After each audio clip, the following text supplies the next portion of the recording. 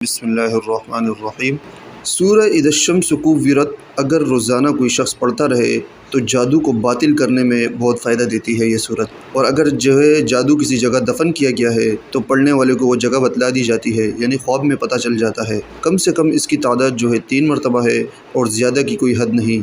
जितना ज़्यादा पढ़ेगा जादू ख़त्म होगा। और रात को ख्वाब में अगर रात को सोते वक्त 3 मरतबा पढ़ ले और अपने ऊपर दम कर ले या पानी पे दम करके पी ले, इंशाअल्लाह ख्वाब में पता लग जाता है। बहुत मुजर्रब अमल है दोस्तों, इस अमल को भी लाजमी करें ताकि जो लोग किसी से इलाज नहीं करवा सकते या कोई अच्छा आमिल नहीं मिलता तो उनको चाहिए कि यह अमल लाजमी किया करें। और वहाँ से जो है इसको मदफून सहर जो होगा वो निकाल लेना चाहिए और इस पर जो है 200 मरतबा सूरह इखलास पढ़नी चाहिए। कुल हुवल्लाहु अहद की जो सूरत है वो 200 मरतबा पढ़ ले और इस पर दम कर दे। उसके बाद जो सहर की जो चीज़ें हैं उसे जो है नहर या दरिया में फेंक दे।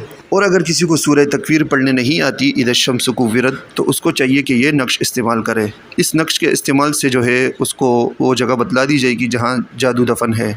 और इसका तरीका ये है कि एक नक्श आपने लिखना है, गले में पहनना है। अगर कोई गले में नहीं पहनना चाहता तो उससे चाहिए कि वो अपने तकिए के नीचे रात को रख कर सो जाया करे।